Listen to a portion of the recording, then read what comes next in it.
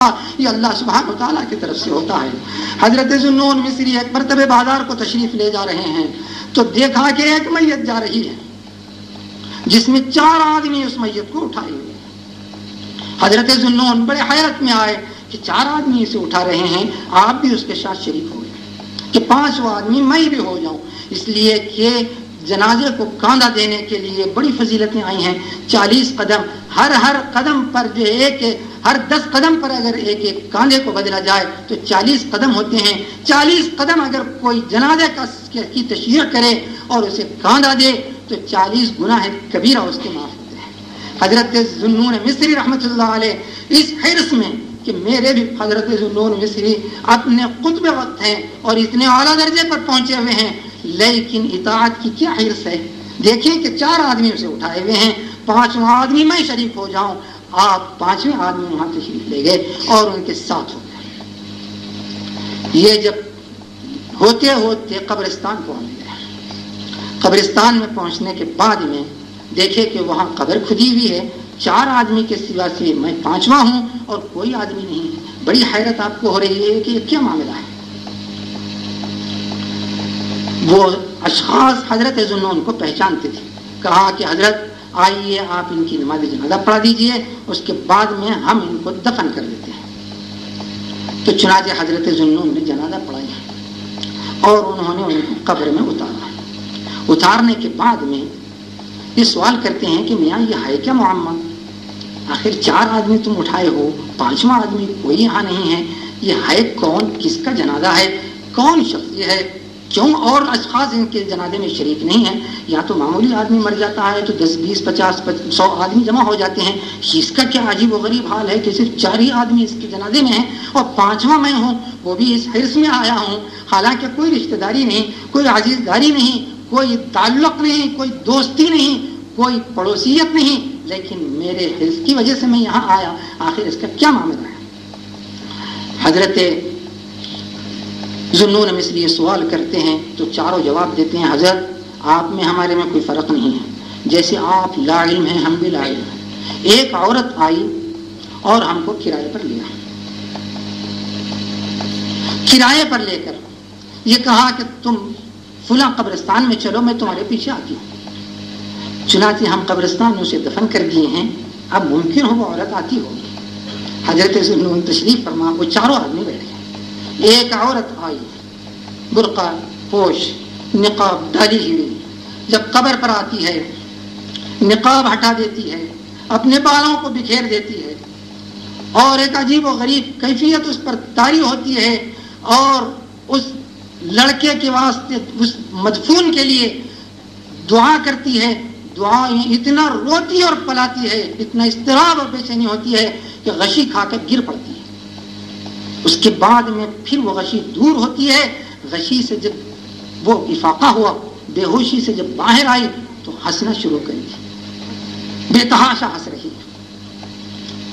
حضرت ذوالنون اس خاتون سے پوچھتے ہیں کہ بی بی تمہارا کیا معاملہ ہے، یہ 4 آدمی لائے ہو، تمہاری یہ عجیب و غریب کیفیت، جنازے کے ساتھ آئے، دفن میں تم نے شریک بھی نہیں رہے، دفن کے بعد تمہاری ایسی حالت کیفیت، آخر یہ لڑکا کون ہے اور اس کے کیا حالات اور کیفیتیں؟ تو وہ خاتون فرماتی ہیں کہ تم ہو کون جو یہ دریافت کرنا چاہتے ہو؟ حضرت فرماتے ہیں میں ذوالنون، آپ کا ایک بڑا چرچا تھا تو عورت بھی متاثر ہوئی کہ اے ذوالنون تمہارا یہ چرچا نہ ہوتا، تمہاری ولایت نہ ہوتی، تم اولیاء میں سے نہ ہوتے تو میں تم کو نہیں بتاتی، لیکن تم اولیاء میں سے ہو، تم صالحین میں سے ہو، صالحین کے سامنے عورتیں ہو مرد ہوں اپنے دل کا دکھڑا دھوتے ہیں تاکہ وہ صلاحیت کی وجہ سے وہ دکھڑے میں کمی پیدا ہوتی ہے، تو کہتے ہیں تم صالح ہو، اس وجہ سے میں اپنا دکھڑا تمہارے سامنے عرض کرتی ہوں۔ یہ جو دفن آپ نے کیا ہے، جس کی نماز جنازہ آپ نے پڑھی ہے، وہ میرا لخت جگر ہے، میرا بیٹا ہے، ہر قسم کے گناہوں میں مبتلا تھا، جس وقت میں اسے منع کرتی تو کبھی بھی وہ منع نہیں ہوتا، کبھی رکتا نہیں، ہر قسم کے گناہوں کا وہ ارتکاب کرتا تھا، جب میں منع کرتی تھی تو کچھ اضافہ ہی کرتا تھا، لیکن جب موت آ گئی کب تک کوئی گناہ کرتا، کب تک کوئی کماتا، کب تک کوئی اعمال کرتا، خواہ نیک ہو یا برے ہو، ایک وقت موت آنے والی ہے۔ جب موت سامنے آئی اتنا گناہ کرنے والا، اتنی جرت والا، اتنی بہادری والا جب موت کو سامنے دیکھتا ہے تو ماں سے آ کے کہتا ہے کہ اے اماں میں ایک وصیت کرتا ہوں، اس وصیت کی تکمیل تم کرنا. تو کہا کہ بیٹا بول کیا؟ رشتے داروں کو کہنا کہ میں مر گیا ہوں، اور 4 آدمی کرائے سے لینا اور لے کے مجھے دفن کرنا. یہ پہلی وصیت. اور دوسری وصیت یہ کی کہ جب میری روح میری بدن سے نکل جائے مجھے آسمان کے نیچے لا لینا. میں اگر گھر کے اندر میں مروں، میری روح گھر کے اندر اگر پرواز کرے مجھے آسمان کے نیچے لا دینا. یا آسمان کے نیچے حدیث شریفہ میں آتا ہے کہ آسمان کے نیچے دعا کرنے سے دعا بھی مقبول ہوتی ہے. وہ حضرت موسیٰ علیہ السلام کے زمانے سے، حضرت ذنون کے زمانے سے چلی آئی ہے. تو حضرت چونکہ وہ شریعت سے واقف تھا، اللہ سبحانہ و تعالیٰ کے کرم کو کیسا متوجہ کرنا تھا اس سے واقف تھا، تو وصیت کرتا ہے کہ مجھے آسمان کے نیچے لا دینا اور لا کر میرے گال پر تو اپنا قدم رکھنا اور یہ کہنا ھذا جزاء عبد عصى ربه وخالفه واتبع هواه. یہ کہنا اپنا قدم میرے گال پہ رکھنا اور یہ کہنا کہ یہ جزا ہے اس بندے کی جو اللہ سبحانہ و تعالیٰ کا عصیان کرتا ہے اور اس کی مخالفت کرتا ہے اور اپنے ہوا و ہوس کی اتباع کرتا ہے. یہ کہنا اور یہ کہہ کر مجھے کفن پہنا دینا اور 4 آدمی کو لے کر وہ قبرستان میں پہنچنا اور جب دفن کر دے تو قبرستان میں دفن کرنے کے بعد میں میرے حق میں تو دعا کرنا.